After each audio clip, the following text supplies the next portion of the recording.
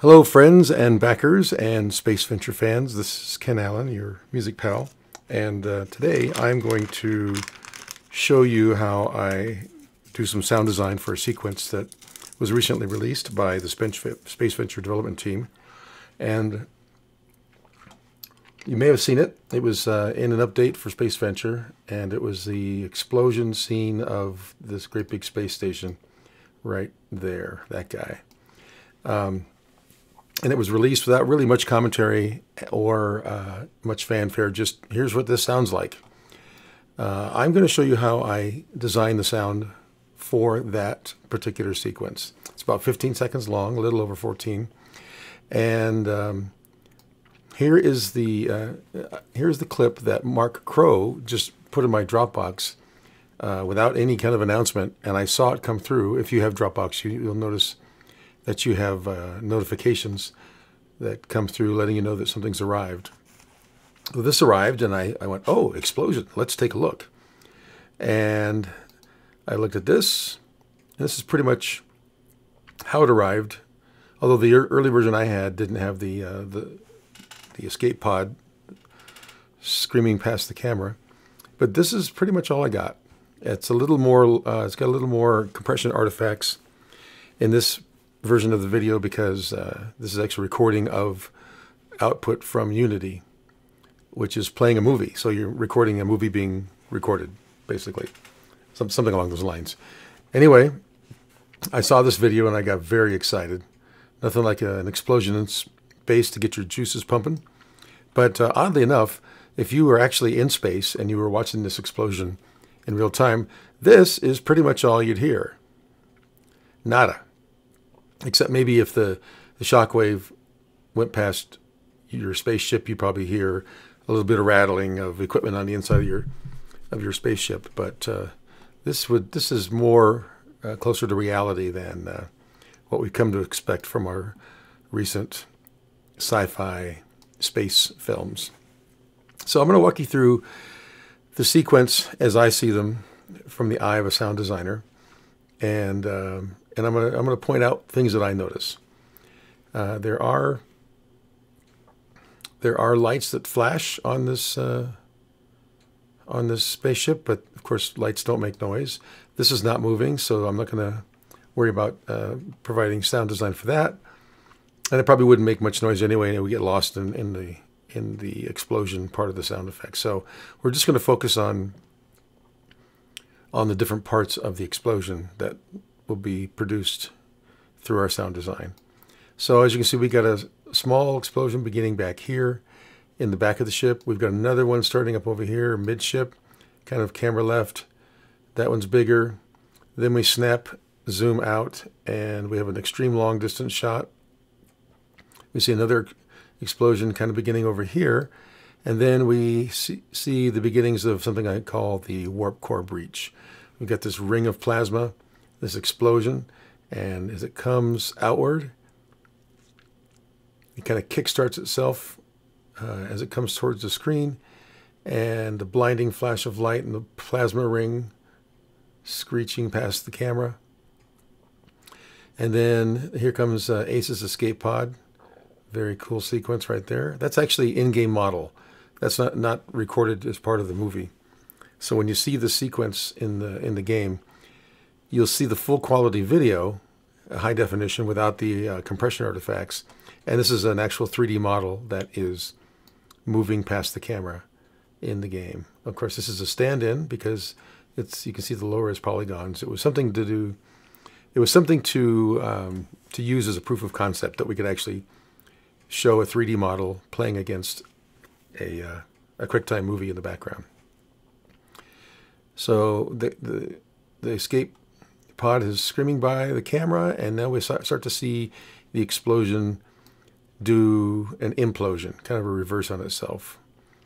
And as we see the implosion, we also notice all this debris is flying in our direction. And just remember that as I take you through some of the sound design. Now the implosion is almost complete, but now there's this ring, this shock wave coming in our direction. And as it passes the plane of the camera, you can see the camera shake Here, I'll do that a little faster so you can see it. There you go. It dissipates. There's another shock wave coming, but it dies out before it reaches us. So this again is the sequence of the explosion. Let's start from the beginning. Small explosion, large explosion, snap, zoom, ring, blinding flash, flyby, implosion, shock wave, camera shake right there. Shock wave dies out, and the explosion pretty much peters out at that point. Okay. That's the summary of the sound design that I have in mind in a nutshell. I use Premiere, Adobe Premiere. I've used a bunch of other packages like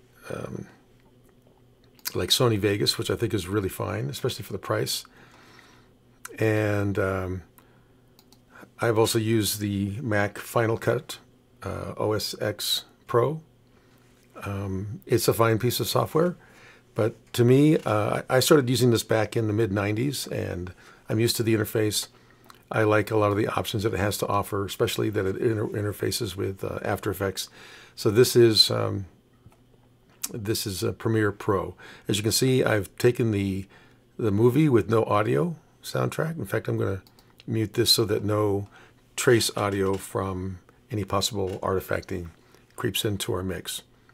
And as you can see, I have scaled the video sequence so that it fills the entire timeline right about there. As you can see, it's just a little over 14 seconds long. 14 seconds and 14 frames, according to this. And in case you didn't know, we're doing this at 30 frames a second, and 14 frames is just 1 frame short of a half a second. Okay. So I've loaded the video up into Adobe Premiere Pro, and I'm going to minimize that for now as I go through the different sounds. By the way, if you hear clicking in my teeth, I've got a cough drop to counteract these allergies that I've been experiencing lately, but please forgive the noise. So I've got a bunch of sounds that I've picked out from my sound library. I've got a pretty big sound library. There's places online where you can get some of these sounds for free. Other places where you can pay a little bit of money per sound effect.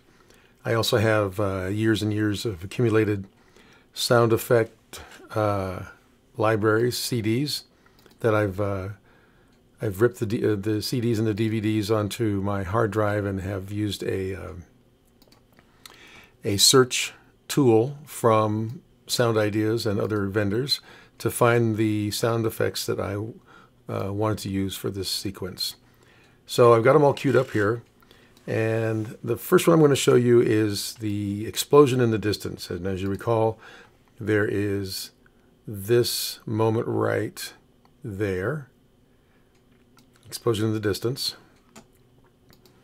And this is the sound effect that I wanted to use to kind of start off the whole sequence. You'll hear some clicking and popping. That's actually caused by I'm using Soundflower to record system audio for this sequence, and so because it does a little bit of buffering, you get a little bit of jittery playback, which kind of results in sounding like a record, you know, the little clicking on a record. So again. That's the sound effect I've chosen for the background. Now, listen very carefully to this sound effect. Listen to the range of sound and how it's missing the extreme lows and the extreme highs. So I'll play it again for you.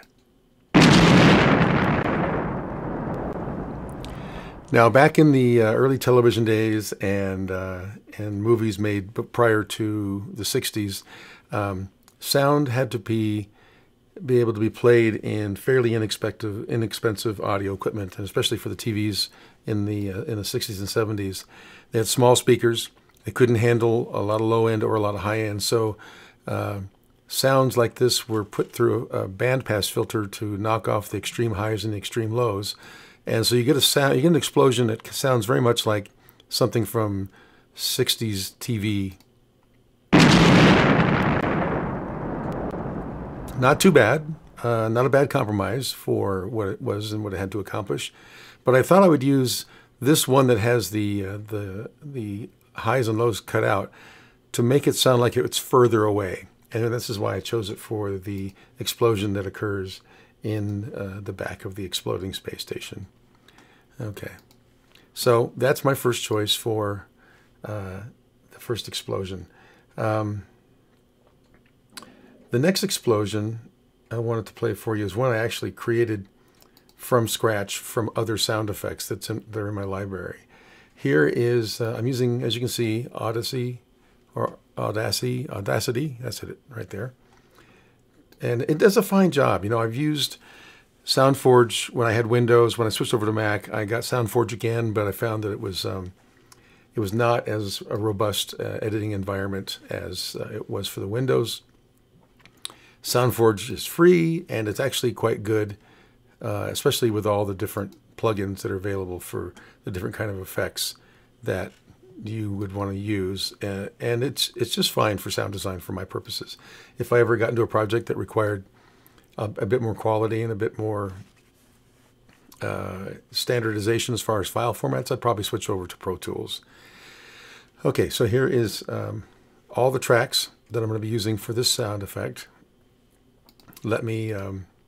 This is the sound effect for the great big plasma warp core breach explosion that occurs in that sequence. So here are all the tracks combined.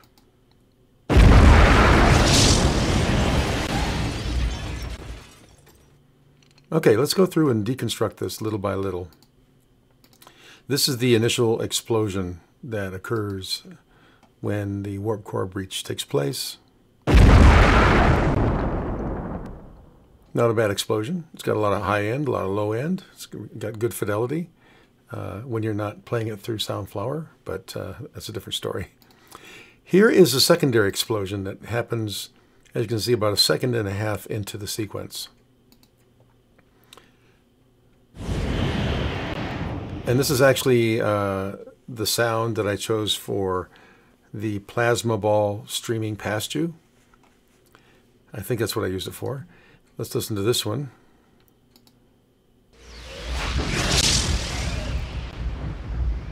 So this is for the plasma ring as it swoops past. This is for the ball of plasma as it swoops past. And then the after effect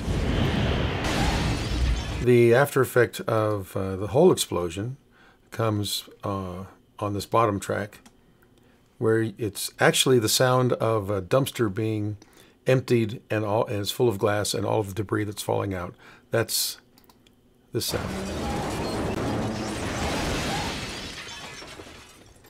And I purposely chose this dumpster sound because I wanted to fill out more of the sound of the ship breaking apart, and then of course the debris shooting in our direction.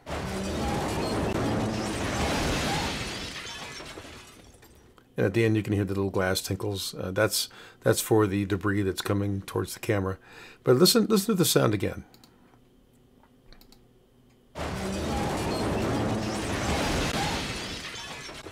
It's got this moaning metal sound. It's got pieces of things jostled against each other as they fly apart. And I thought this was perfect for the sound of the ship kind of breaking apart. That you don't really see a lot of detail of that except for the small bits of debris. But if a ship is breaking apart, there's going to be sounds associated with it.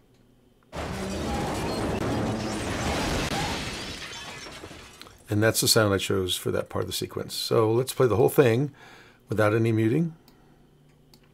Let's try it again.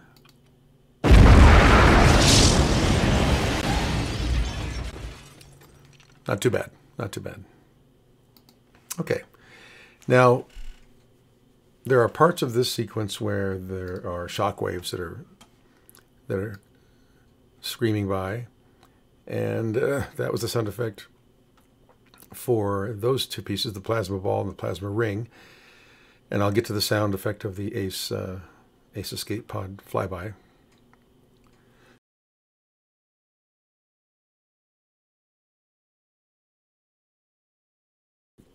But when this shockwave hits the camera, I wanted there to be something really cool that you could see the shockwave, you could see the camera shake, but I wanted you to really feel it as it goes by. So this is part of that sound right here.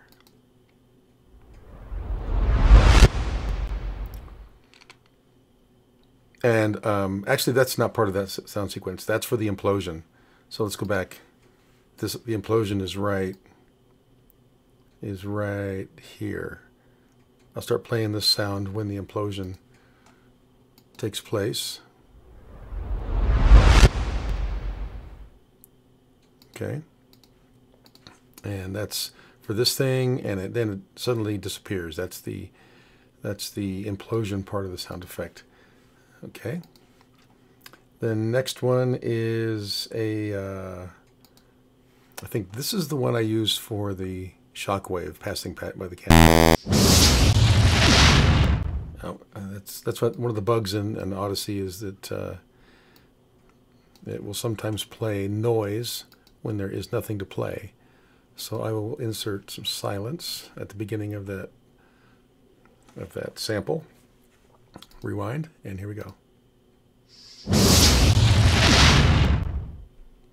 Okay, so that's the sound. That's part of the sound of the shockwave going past you.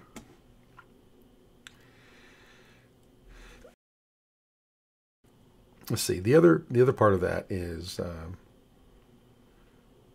have a flyby sound effect, and I don't think I have it loaded.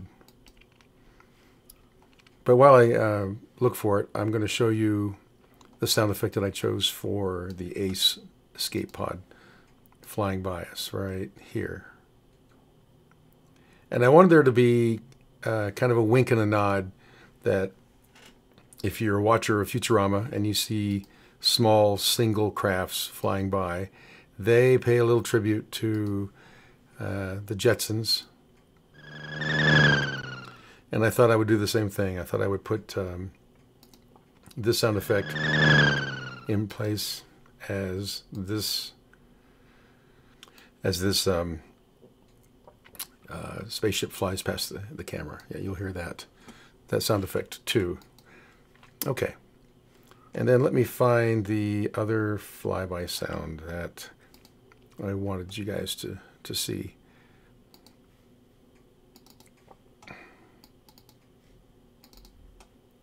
And it is in here.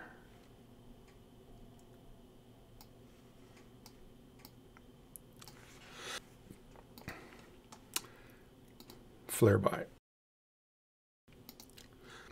There we go.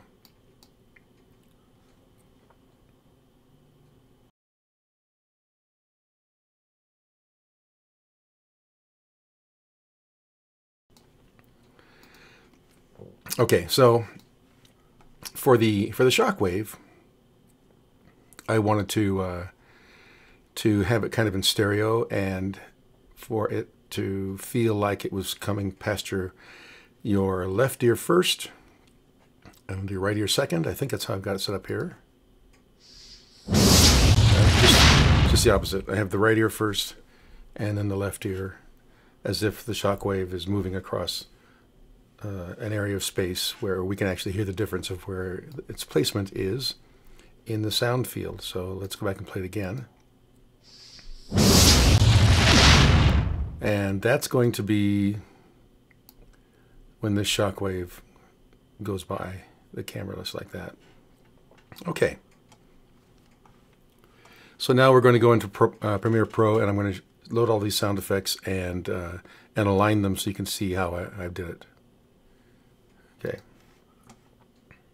And this is the actual project file that I used to create the video, but we're going to overlay these one by one so you can see how I go about placing these audio files.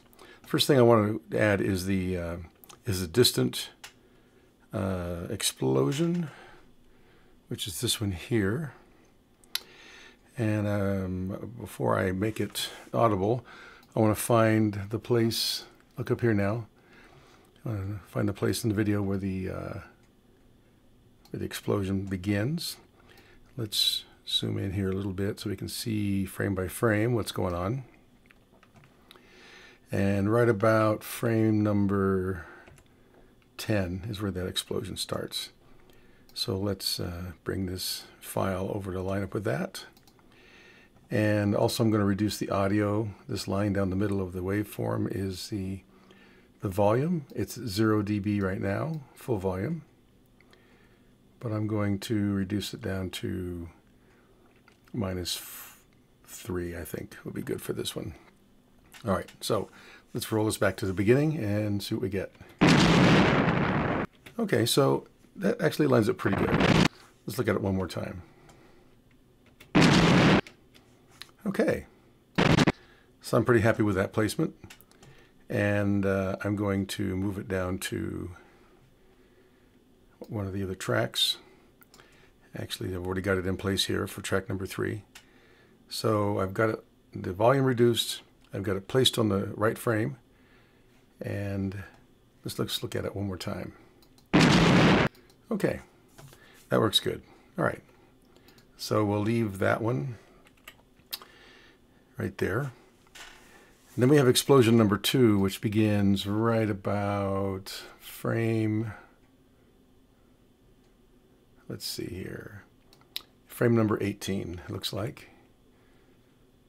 Maybe 19 is the right frame. Oh, it looks like 18 is where it starts.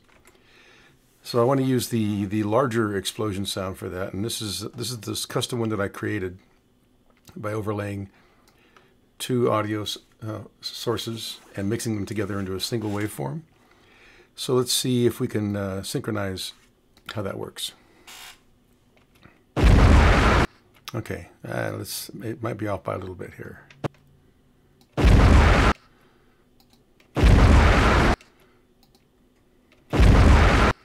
Okay, I think I'm going to move it in by a frame because you can see the waveform right here actually goes up in volume to here from 0, and I kind of want, yeah, as the explosion is getting louder, bigger, so is the waveform. So I think this placement is going to work. Let's go ahead and see the entire the entire wave play against the sound effect.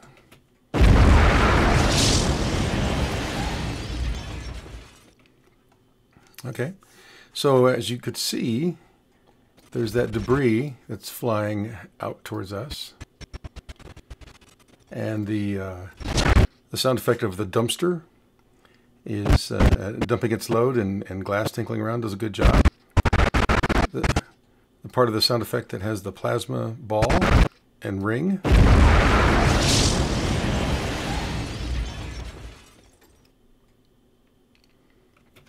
Okay, that works well. So let's just check to see if the explosion number 3, yep, is right on the same frame. Very good. Oh, and by the way, let's take a look at the volume level. Yeah, I left it at 0 dB, or just below, just slightly below that, which is -1.04. So basically -1 dB to bring it down just a little bit.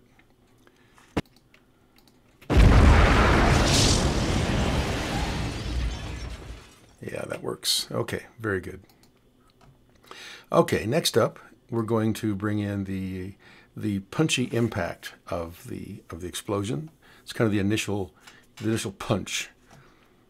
And I have this one right here. Let's see what this sounds like. Okay, so that one's a little loud. I'm going to bring it down just a bit. You can see that it's even peaking out here. This is actually the raw version of the wave. It's directly out of my sound library. I didn't do any processing on it or volume changes. It came from the library just like this. So we want to place that. We want to place that just right about there, looks like. Okay. Let's see what happens. Yeah, that works really good right there. I think that's actually a really good place for that punch. Somewhere in this explosion, you need to have that punch, and it's not always at the beginning. Yeah. Okay. I think I'm happy with that. I brought the volume down a little bit so that it doesn't. Let's bring it down just a tad bit more. Okay. That works. And actually, in my project file, I've got it coming in just a tiny bit sooner, but I actually like the placement of where it is now. Let's just confirm that's, yeah, that's what I want. So let's change this one to line up, and we'll get rid of this temp file. And you'll see that I did lower the volume down to -6.7. A lot lower than I was suggesting during the demo part of this. But let's just see what it sounds like at -7. Okay, that works. That works. Now let's listen to all 3 tracks for the first part of the explosion.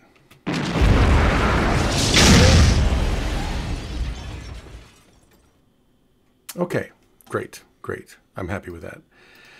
Okay, moving on, we have when the plasma ring goes flying by, right about here, there's a sound effect that I created using OmniSynth, or OmniSynth? No, Omni something. I forget the exact name. Omnisphere. That's the name of the synth package. And I created this using 2 of the sound effects that I edited in the virtual synthesizer that comes with that package. And this is for when the plasma ring is coming by. So I want the sound to start right about here. So we'll get that baby lined up. Let's go a little more. Yeah, that'll probably work. Let's see what we get.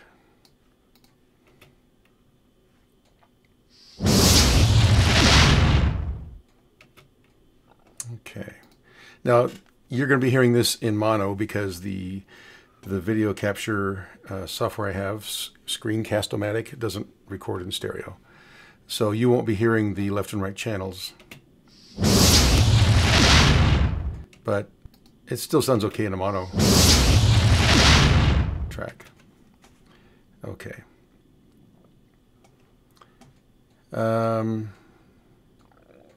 Yeah, very good. So I'm going to leave this synchronized at this frame here. In fact, I'm going to bring it in just a little bit more. Right about there. All right. Very good. And there it is in the project file. And the volume is at 100, or is it 0 dB, which is full volume. And here it is. Okay.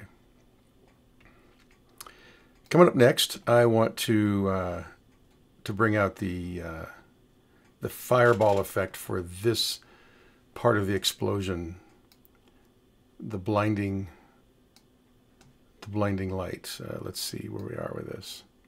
Yeah, right. We want to get that sound for that right there. Okay. So for that one, I've chosen the fireball. Let's go over here. And let's drag it into the timeline. As you can see, we've got some silence at the beginning of the wave. So I'm going to bring it in just a bit and see if we can get it to line up with the visuals. Okay, I think maybe I need to come in a little further.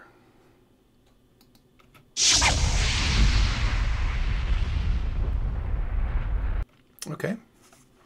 Now this one also continues on beyond the length of the video. Here, I'll let the whole sound play out.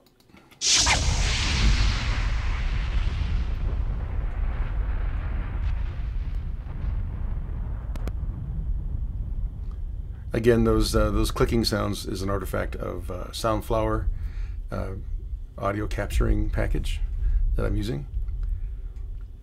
It's got a nice long tail, which I think is really good because it continues to provide like an audio foundation or a foundation for the rest of the sound effects to kind of sit on.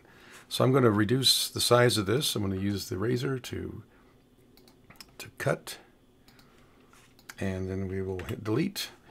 But now we have the unfortunate situation where it ends before the audio dies fully out. And by the way, as you see me editing these audio files, and I can also do this with the video file, it's not editing the source file. It's actually saving a copy and then using the edited copy for the final version.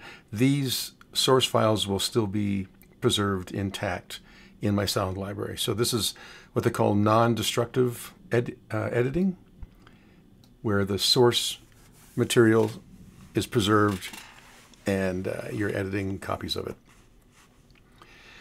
Well, as you can see, I've put a visual fade to black envelope on the video track, and I want to do the same thing with the audio track for the end of the video. So I've lined it up where the fade begins on the audio, and I'm going to do the same thing with the audio file. So right here, I'm going to insert a keyframe, and we're going to use the value. Let's see, that's the wrong one. This is the one I want.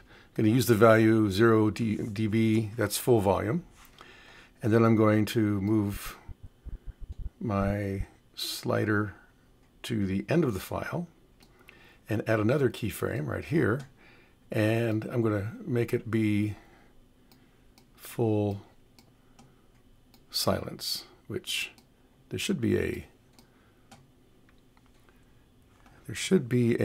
infinity sign. Oh, here it is. Yeah, there we go. So full 0,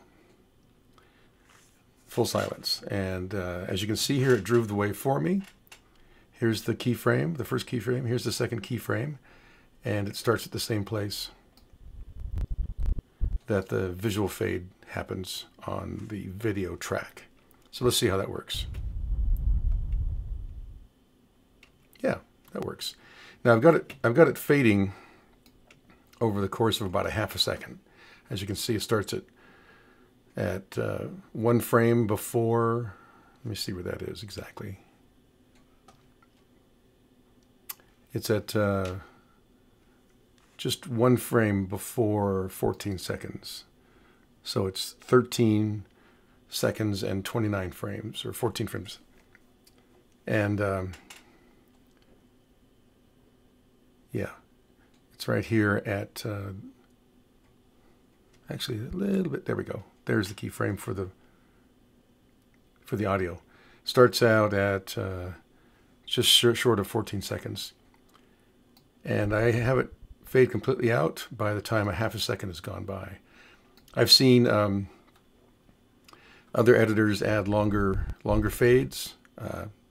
I'm cool with that, but for the purposes of this video, I wanted a rather quick fade. So there we go. That is the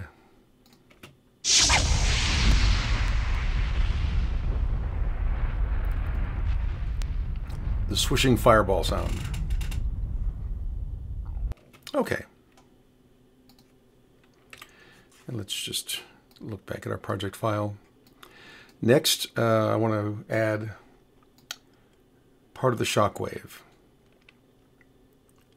And this is going to be using kind of, I've got a file that's called reverse stinger. And, oh no, here's what I'm going to do. I'm going to do the part of the video where the explosion is now imploding, right about there. You see that? Okay, that's where I'm going to use the reverse stinger sound effect, which is right here. There we go. Now, this sound effect, as you can see, has got silence at the beginning. It's got this build up to a sudden drop off.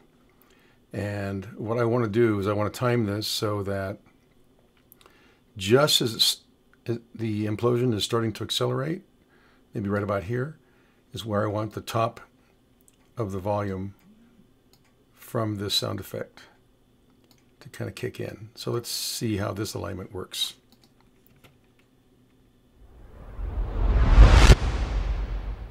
Okay, that's a little soon, so I want to stretch it out here and try it again.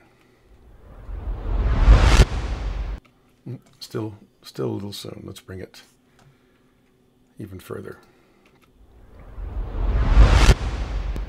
Okay, I want that twinkle that happens right there to be the end of the sudden fade out. So let's line that up so that this part of the waveform lines up with this particular frame. And a little bit more right there. Let's see how that works.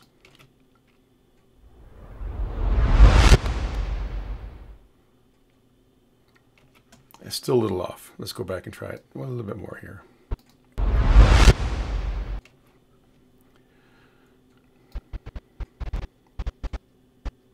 Let's try that. There we go.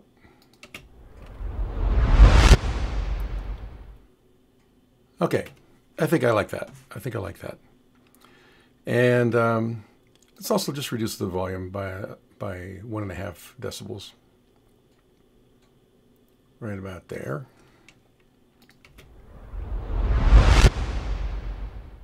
Okay, very good. Now we're going to bring in the sound for the shockwave that's coming.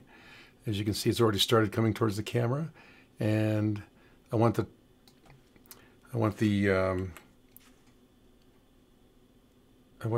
impact to happen just as the camera shakes, or just before the camera shakes. That way there's an impact and then a shake. So what I've got for that is this sound effect. And I want to make the waveform, let's see here, at its maximum.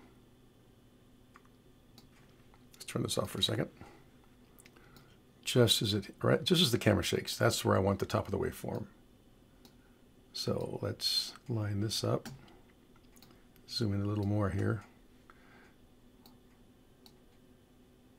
There we go. Let's try this and see how it works. Oh, yeah, helps if I unmute it. Okay. I don't know where that noise came from, but so I'm mostly happy with that alignment. I think it comes in a little late, so let's move the frame up and do it again. Yeah, that's better. That's better. That lines up a lot better with the sound. Very cool. Okay, so that is for the shockwave that flies by the camera. All right, so let's hear everything that we've built so far. And let's see the entire project in the timeline.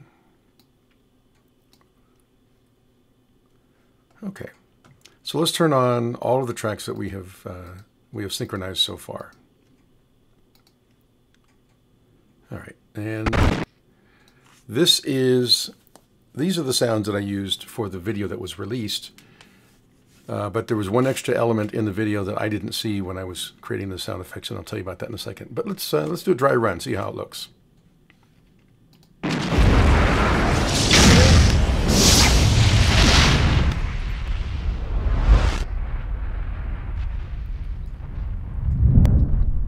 Yeah, there we go.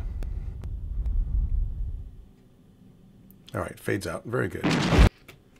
The last sound effect I want to put in is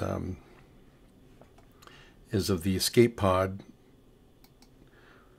flying by the camera. And let's find that in. Let's turn these other tracks off.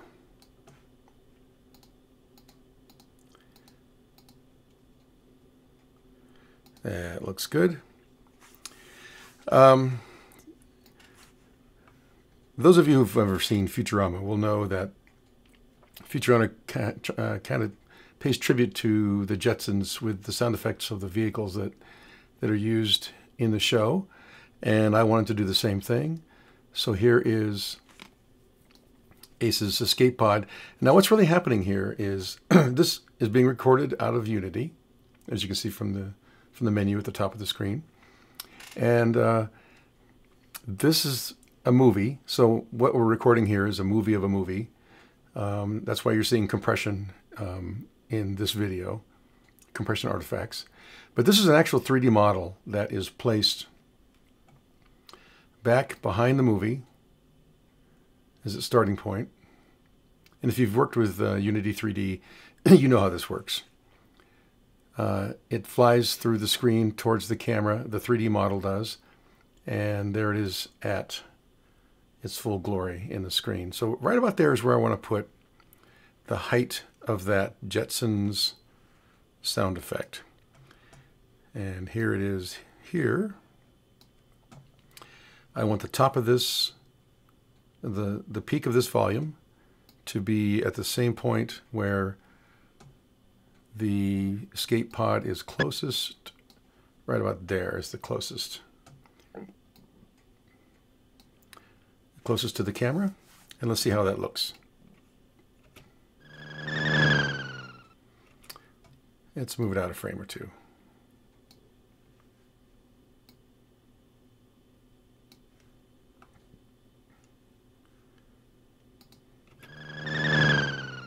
Yeah, it's a little late. Let's go in another frame. Yeah, I think that works. Let's try it one more time. Okay, that works. And now I'm going to turn on all the sounds for the sequence. Unmute these tracks. There we go. And now here is the results of aligning the sound effects, trimming them, having some of them fade, have others change in their volume. And here we go.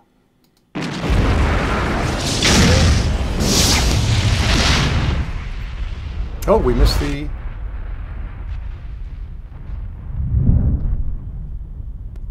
flyby sound effect. What happened there? Let's go back. Yeah, I've got to turn it on. All right. Well, even a bigger treat. Let's try it one more time.